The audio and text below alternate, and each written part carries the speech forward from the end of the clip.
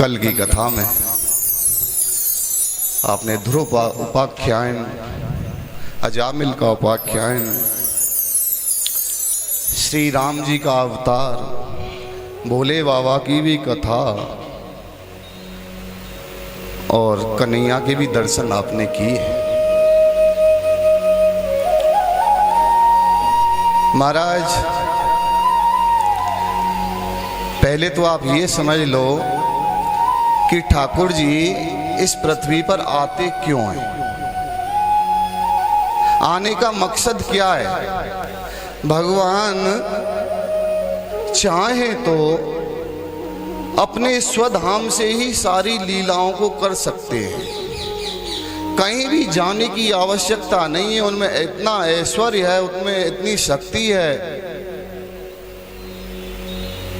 वो एक दृष्टि मात्र से सब कुछ ठीक कर सकते हैं और दृष्टि मात्र से सब कुछ का विनाश कर सकते हैं।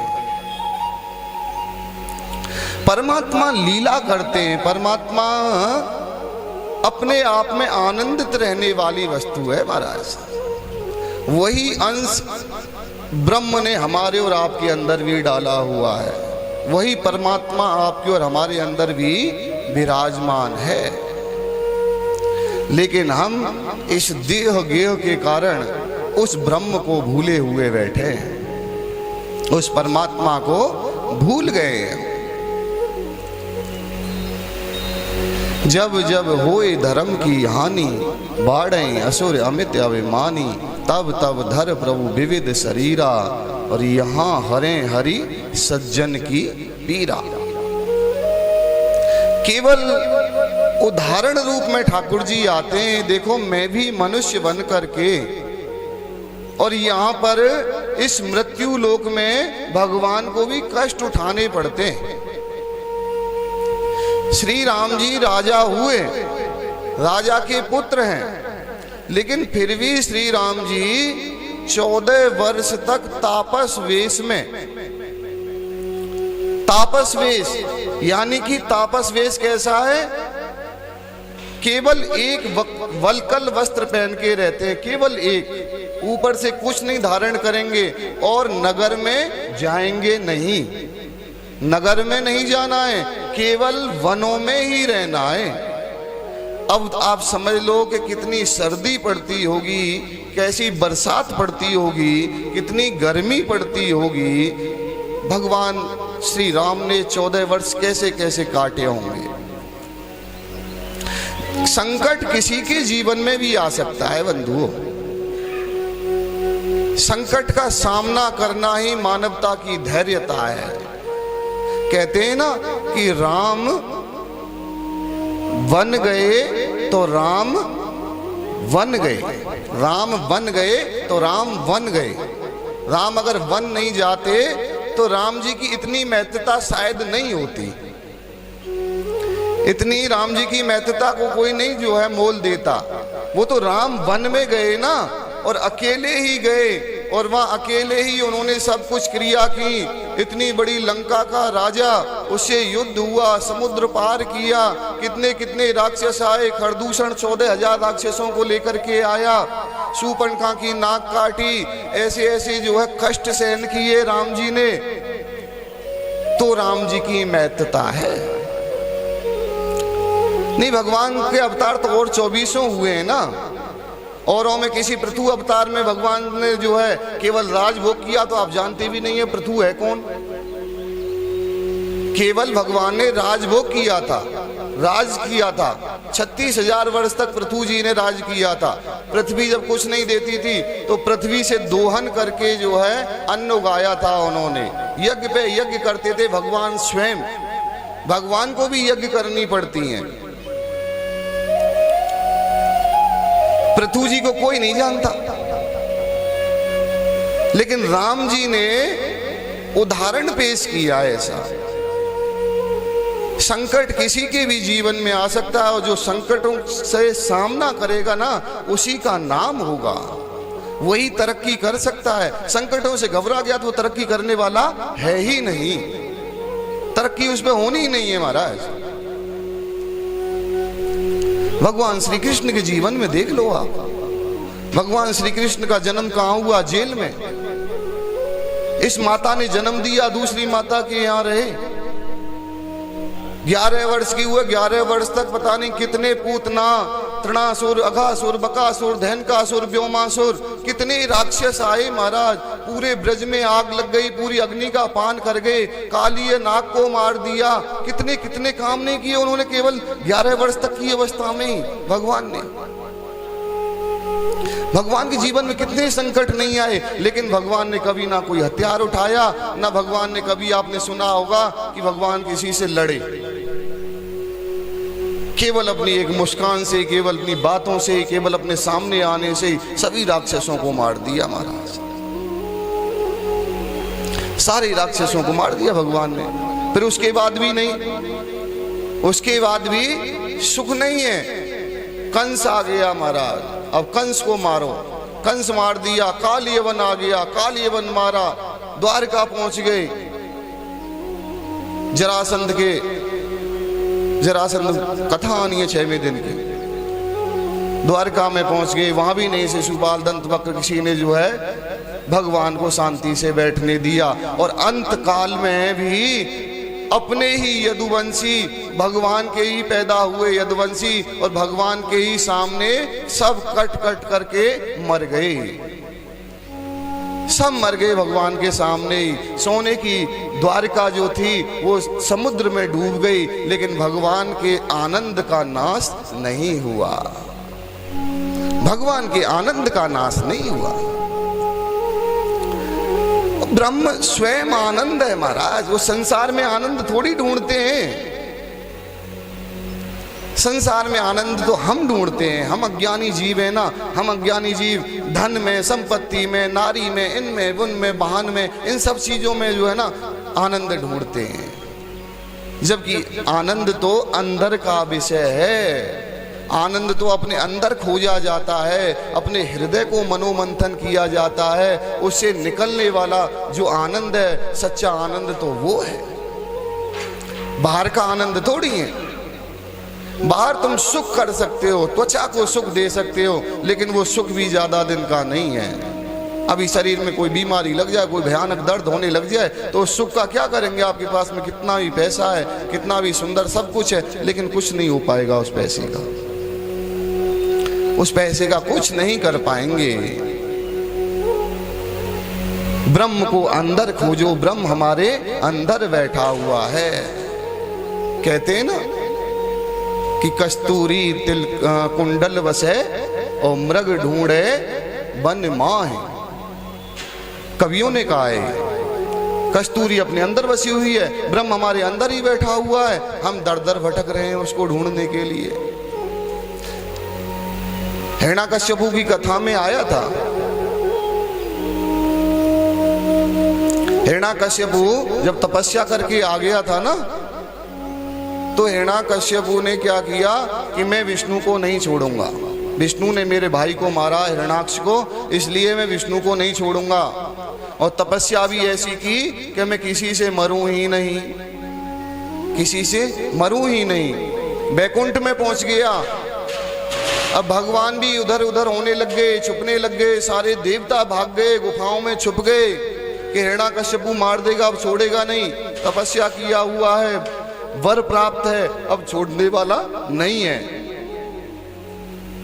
देवता छुप गए, राक्षसों का बोलबाला हो गया।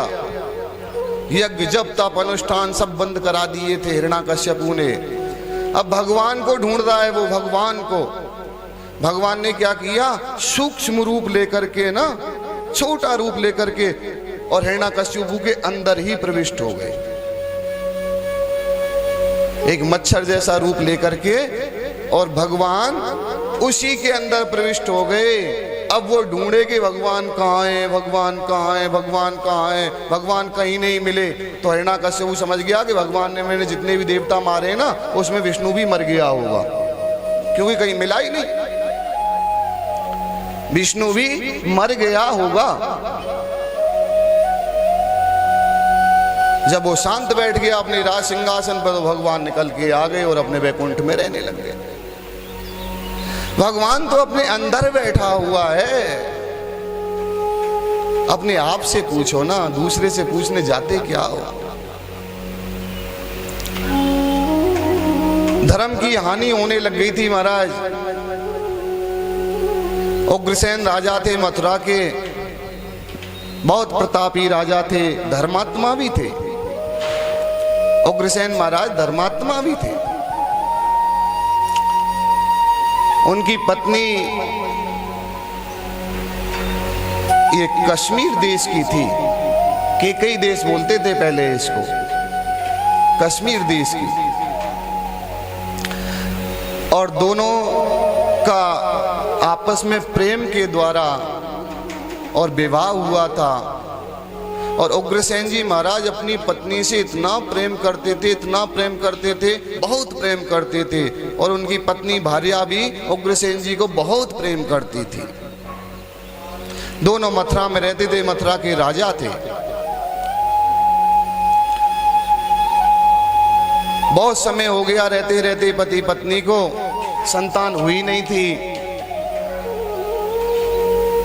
तो उग्रसेन महाराज की जो भार्या हैं, उन्होंने कहा कि महाराज मेरा जो है पिताजी के यहाँ जाने का मन कर रहा है, पिताजी के यहाँ जाने का मन कर रहा है। उग्रसेन जी महाराज अपनी पत्नी से बहुत स्नेह करते थे। बोले देवी मेरा तो मन नहीं करता आपको भेजने का, लेकिन आप कह रही हैं तो फिर चली जाओ, कोई बात नहीं है, चली जाओ। महाराज कई देश में उग्रसेन की पत्नी अपने पिता के यहाँ आ गई। और पिता भी यहाँ के राजाई थे। उनका उद्यान वन था, बगीचा था बहुत बड़ा, उसमें सरोवर भी थी, बहुत बड़ा बगीचा था। उसमें ये जो है स्नान करने के लिए जा रही थी अपने पिता के यहाँ, अपने उद्यान में सखी सहेलियों के साथ में स्नान करके। और इन्होंने अपना पूर्ण श्रृंगार किया हुआ था। 16 श्रृंगार बताए ना माताओं के, 16 श्रृंगार होते हैं। पूरा श्रृंगार किया हुआ था इन्होंने। और शास्त्र ये कहता है कि बेटी को ना पिता के यहाँ पूरे श्रृंगार नहीं करने चाहिए। श्रृंगार किसके लिए किया जाता है? श्रृंगार अपने पति के लिए किया जाता है ना कि किसी दिखावे के लिए, किसी और को रिझाने के लिए थोड़ी श्रृंगार किया जाता है। श्रृंगार तो केवल अपने पति के लिए किया जाता है। और पिता के यहाँ तो कदापित नहीं करना चाहिए, शास्त्र कहता है। ये पतिव्रता नारियों के लक्षण नहीं है जो अपने पिता के यहाँ पूर्ण श्रृंगार में आती हैं। दोष लग जाता है इसमें। महाराज इन्होंने पूरा श्रृंगार किया हुआ था, लेकिन पतिव्रता थी, केवल अपने पति को चाहती थी और श्रृंगार पूरा किया हुआ था। एक द्रुमिल नाम का राक्षस आया और उस राक्षस ने उग्रसेन का रूप बना लिया अपना। उग्रसेन का रूप उसने बना लिया और वो जो है उनके सामने आ गया। अब सहेलियों के सामने वो शर्मा गई कि देखो मेरे पति मेरे बिना नहीं रहे और यहां भी आ गए। उनको शर्म लग गई, वो शर्मा गई।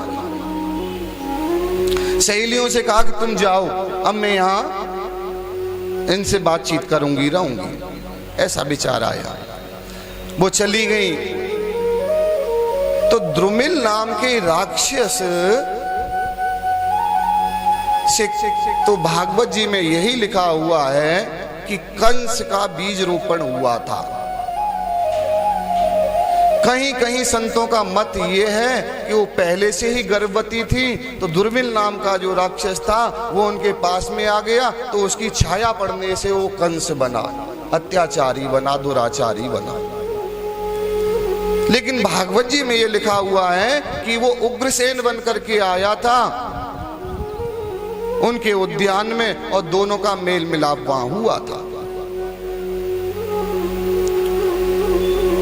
वो कंस की उत्पत्ति वहां पर हुई। पीछे उनको पता भी लग गया कि ये राक्षस है, उसने श्राप देने के लिए कहा। राक्षस बोला तुम्हारा श्राप लगने वाला है ही नहीं, क्योंकि तुम पतिव्रता हो ही नहीं। पतिव्रता नारी कभी अपने पति से अलग अपने श्रृंगार करती ही नहीं है। श्रृंगार तो वो अपने पति के लिए करती है, दूसरों के लिए थोड़ी करती है। इसलिए तुम्हारा कोई श्राप मुझे लगने वाला नहीं है। उस द्रुमिल नाम के राक्षस को श्राप भी नहीं लगा था। वही कंस आज मथुरा में उग्रसेन जी महाराज के यहाँ पुत्र के रूप में आया। नारद जी आए। नारद जी ने कहा कि ये बहुत बड़ा राक्षस होगा, ये खल होगा, दैत्य होगा ये, और तुम्हारे कुल का नाश करने वाला होगा। इसको जन्म लेते ही यमुना जी में प्रवाह कर दो। ऐसा ही उग्रसेन जी ने किया और उसको यमुना जी में प्रवाह कर दिया। शूरसेन जी महाराज यमुना जी में स्नान कर रहे थे। शूरसेन जी महाराज कंस को मिल गया था तो उसको ले आए, उसका नाम कंस रखा, और वसुदेव जी के साथ में कंस रहने लग गया शूरसेन जी के यहाँ पर। वसुदेव जी के साथ में दोनों भाई भाई हो गए। अब भगवान का कुल मैंने आपको कल बताया ही था, यदुकुल में भगवान हुए थे। ये आती महाराज की जो पत्नी थी देवयानी, ये शुक्राचार्य की पुत्री थी। इनके यदु जी महाराज हुए, यदु जी के देवमीड़ हुए, देवमीड़ के ये सब जो है भगवान हरि का अवतार जो चलता आ रहा, हरिवंश कहते हैं इसको, ये हरिवंश हुआ। आज कंस अपने संपूर्ण राक्षसों को लेकर के मथुरा पर आक्रमण कर दिया, क्योंकि नारद जी ने कह दिया था कि तू उग्रसेन जी का है, उग्रसेन जी का पुत्र है। भगवान शिव की आराधना की कंस ने, और आराधना करके भगवान की तपस्या से आशीर्वाद लेकर के राक्षसों को लेकर के मथुरा पर आक्रमण कर दिया। अपने पिता को भी बंदी गृह में डाल दिया, स्वयं राजा बन गया, और सब पाठ पूजा धर्म कर्म सब कुछ बंद करा दिए कंस ने, सब कुछ बंद करा दिए महाराज। इधर को उसका विचार आया, मेरे चाचा की लड़की है देवकी, इसका मुझे विवाह करना चाहिए। तो देवकी का विवाह वसुदेव जी के साथ में उसने तय कर दिया। और वसुदेव जी के साथ में जैसे विवाह हुआ तो स्वयं रथ को लेकर के वसुदेव देवकी को विदा करने जा रहा था। जब जा रहा था, भाई का कर्तव्य होता है बहन को विदा करने का। आकाशवाणी हुई। तब तक वसुदेव जी से बहुत प्रेम करता था ये, क्योंकि दोनों साथी रहे शूरसेन जी के, दोनों भाई भाई हैं, समझो। आकाशवाणी हुई कि देवकी का 8वां पुत्र तेरा काल होगा। कंस तुझे से छोड़ने जा रहा है, इसका 8वां पुत्र तेरा काल होगा। अब कंस तो था ही जन्म से राक्षस, उसने कुछ ना सोचा ना विचारा और देवकी के केस पकड़ लिए और गर्दन काटने को हुआ। लेकिन वसुदेव जी ने पति का कर्तव्य जो होता है, आपत्ति में विपत्ति में हर स्थिति में अपनी पत्नी का साथ देना। जब अग्नि के सामने हमारा संकल्प हो जाता है कि हम जब तक जिएंगे, 7 जन्म का होता है, जब तक जिएंगे तब तक हम एक दूसरे का साथ देंगे, तो अग्नि देवता उस चीज को ग्रहण करते हैं महाराज। वसुदेव जी ने कहा कि कंस देखो, तुम मृत्यु से क्यों डरते हो? मृत्यु तो जीव की सगी बहन है।